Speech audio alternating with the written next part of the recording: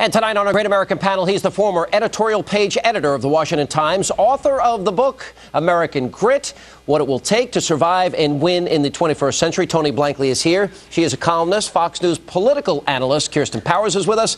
And he is recognized as one of the greatest players in NBA history, helped win 2 gold medals for the USA basketball team. He's also a developer of the North Village Plaza in Louisiana and other projects throughout the state. Karl Malone is with us. All right, so I guess I got to get rid of the football. Yes, please. We got a basketball. Yeah, we need to get rid of it. Let me see this. You do this all. See, I didn't even hit. All right, you got to get your basketball. We got a basketball. All right, well, let's talk first about. I don't think I'm going to make you happy, Miss Powers, tonight. You are. Because I don't think a lot of these politicians are in touch with the American people. For Republicans not to read the mood of the country about earmarks, I think is irresponsible and reckless for their future. Nancy Pelosi in a private plane. For Barack Obama to go against his promise about tax cheats and lobbyists and 9,000 earmarks when he specifically said he wouldn't. You know what? Why am I happy about that? Because I started with Republicans. Oh, okay. Yeah. That was the first one. I think, first of all, the Nancy Pelosi thing is being completely blown out of proportion. Yeah, of course. The Defense Department is the one who decides that she has this. Forget about the excuses. Are these guys out of touch? Forget about the excuses. It's a fact. I mean, let's talk about the facts. It's not her. Let me make a point. The planes were given to Dennis legal, Pastor. But her problem is going to be, and I worked for Newt Gingrich, and when Newt became unpopular back home, it made it harder for him to be a leader. Doing this for her is not popular back home. She already is not a very popular figure. She's an effective speaker internally. She manages well, but she's going to get less and less popular. Doing what? Taking the plane? I mean, people watching this show tonight, hearing about this story, But the problem is that the plane is something that goes to the speaker. It has nothing to do with her. The public will make a judgment. She's got, in a time when we're telling corporate executives they can't have all their perks, for the last opulent, conspicuous consumer to be a servant of the people is not her decision. Is not going to play well. It's not her decision. The House Sergeant at Arms makes this decision. Karl, you know, you're not in the political world. You know, you come from, you're a professional basketball player. You're a star athlete. And you're standing back and you're watching all this going on in Washington. It seems to me that they're out of touch and they're not reading the mood of the American people. You're in Louisiana. A lot of people are still even struggling to, break out of what the impact of Katrina. All right. Well, I think it coincides with everything we hear here. You know, everybody bickering and arguing and all of that.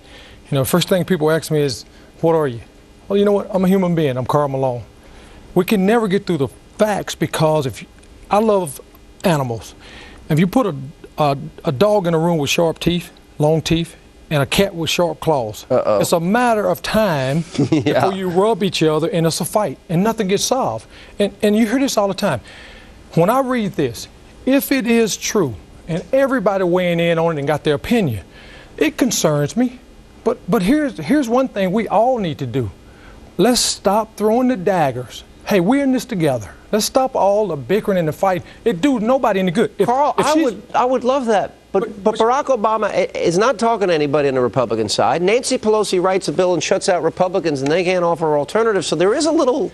No, Sean. I'm not saying it's not. But what I'm saying is, how about everybody that can be something and be somebody make decisions and let's help solve the problem. How do we do that? I mean, first of all, because I think the average American would probably like what you're saying. Okay, I'm not here, Sean, for a motive. I'm not the most articulate person in the world. I don't have the degrees and the books and all of that. But what I do have is a voice for everybody. I grew up in northern Louisiana, where I'm proud to say that, with 4 brothers and 4 sisters, single parent home. I had every reason in the world to blame somebody else.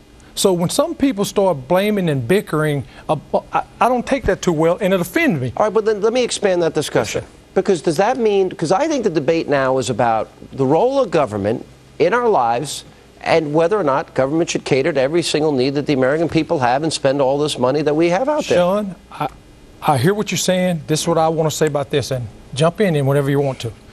Okay, my belief on that is when a politician or a public figure that got power and weight come to me to get my vote and come to every other American person that's out there, American people, to get his vote. We're waiting, and there's some out there. I'm not saying all of them. I call it like it is. We are waiting for the person that come get our vote to do exactly what they say they're going to do. That's what we want. Let me say, I know that what Karl says is what people feel, yet I've been in politics for 30 years. I don't know how else to do it. If somebody's making an argument that we should do something, go to war, and I don't want to go to war, I got to disagree with him. Or if he says I don't want to go to war and I think we should. I mean, these are important matters, and if you disagree with people, you got to disagree, and that's why that's why there's all this bickering, because bickering happens as part of the democratic process. You get no bickering in countries where there's a dictator. But can I just say something? Great, enough already. I'm tired of hearing it. Okay, I pay my taxes and my share like everybody here, and I proudly pay my taxes. Do I like it? No, because I'm still waiting to know where my money go. So am I. So what I'm saying is, okay, and this is another subject, another day, but my whole problem with this right here is, back in the day, and I love Westerns, back in the day when you shook a man's hand, when I watched my grandpa shook a man's hand and put his whole little forearm on the line, okay, it meant something.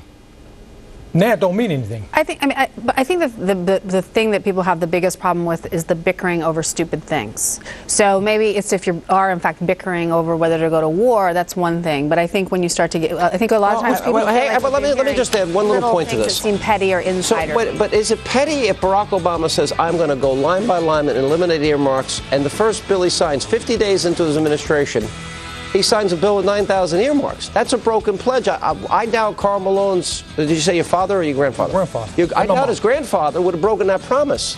But that's a character issue. But Sean, it's a character issue. And I love you to death, but I want to say this to you. Uh-oh. Hang on a second. I'm leaving. Here's my thing. Yeah. When have we ever seen our president